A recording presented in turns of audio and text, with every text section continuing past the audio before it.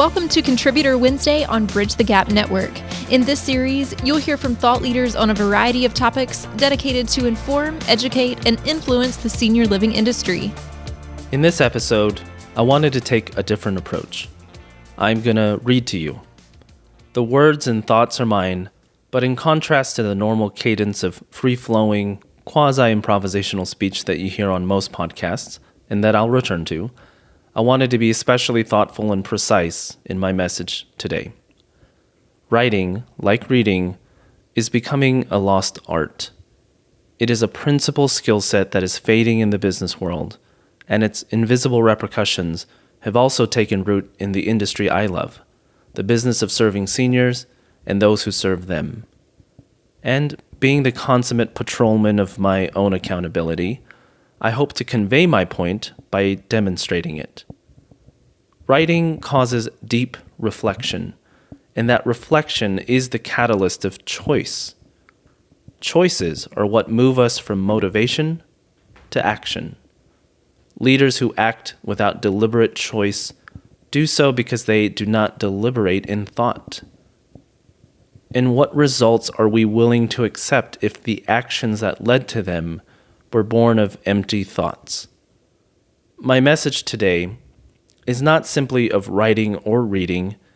The topic of writing is merely a vessel for the real subject that I intend to illuminate. That is, the virtue of an optimistic leader. An inept leader cannot see the silver lining. A positive leader can always identify the silver lining. The optimistic leader, they know the sun is there before the silver lining is visible to others. To borrow from Winston Churchill, quote, "Pessimists see the difficulty in every opportunity.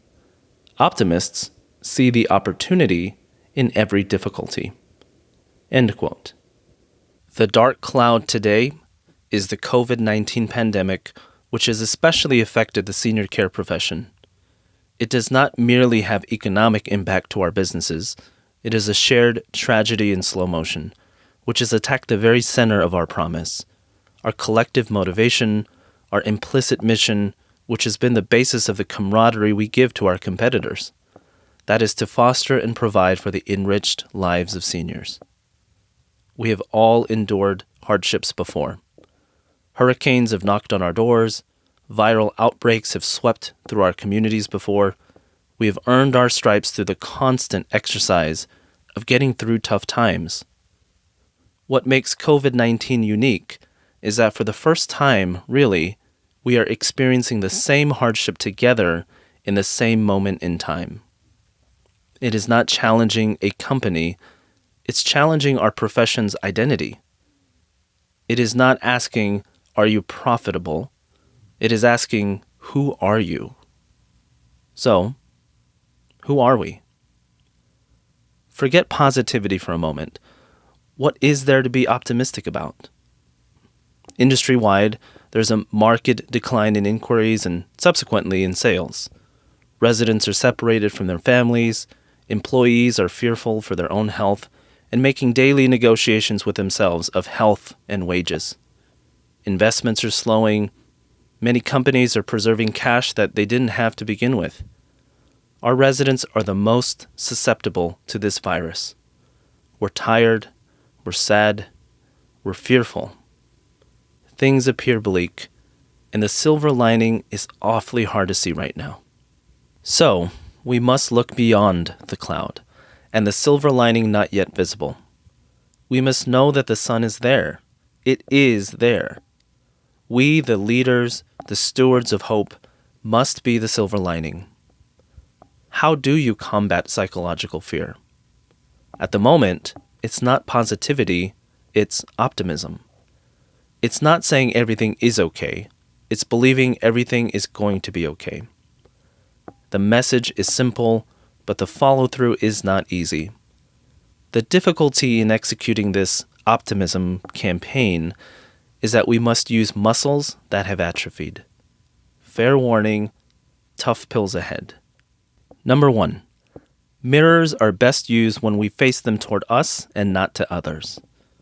let us acknowledge that we have previously managed by the philosophy of it's all about the numbers.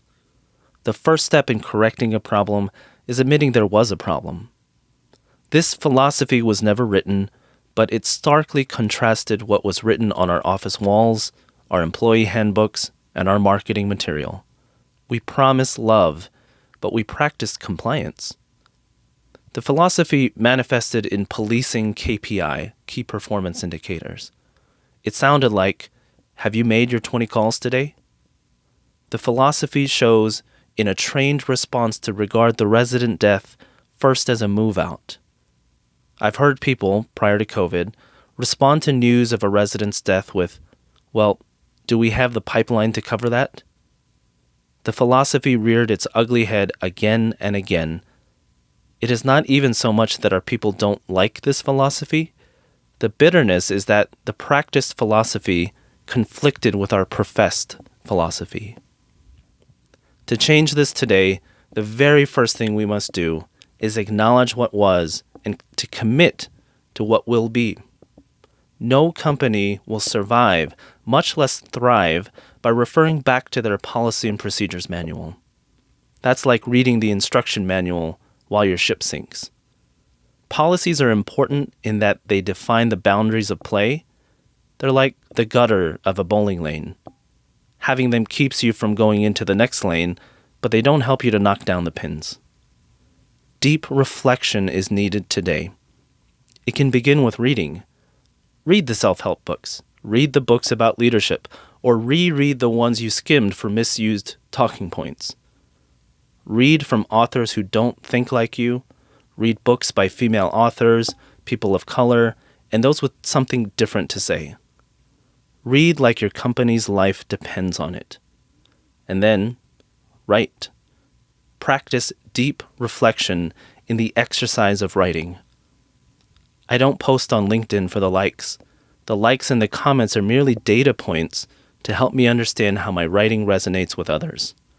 Writing refines my thoughts and it calibrates my actions. Number 2, don't praise the front line.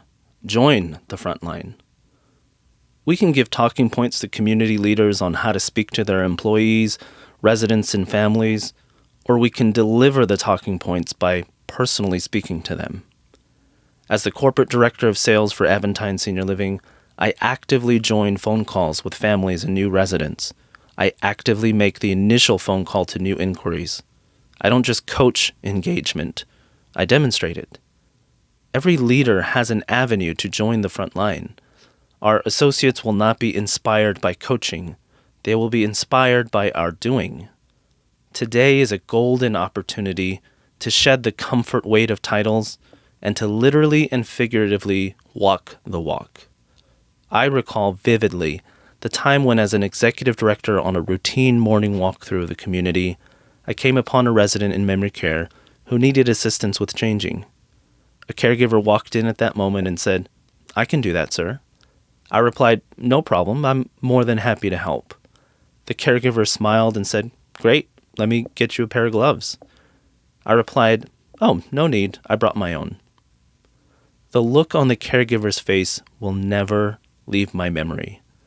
While I certainly didn't intend for this moment, what I learned was how important it was to the caregiver that I wasn't just walking around to tell people to do their jobs, or even that I was willing to help. The look of gratitude and surprise was that I came equipped to do the job. Leaders who praise the front line are positive. Leaders who join the front line are optimistic. Particularly in times of challenge, our teams don't want us to be behind them. They need us beside them. And number 3, the only thing old in our communities should be our old way of doing things. Let's rise to the occasion and develop some new leadership skills, or reframe and strengthen our existing ones. We did not wish this difficulty on ourselves, but we should not waste it. The opportunity in this difficulty is not an extra sale to save the quarter. It is not the 1% reduction in overtime. It is not measured in efficiency. The opportunity will be measured in effectiveness. For the moment, the difference between efficiency and effectiveness is the same difference between treating a symptom and curing the root cause. The language of progress today has an emotional intelligence accent. Read about the soft skills, write about them, dialogue with your teams about it, and ultimately, you must practice it.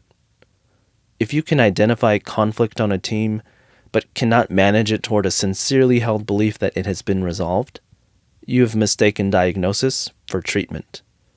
That's one small step for management, but one missed leap for inspired leadership.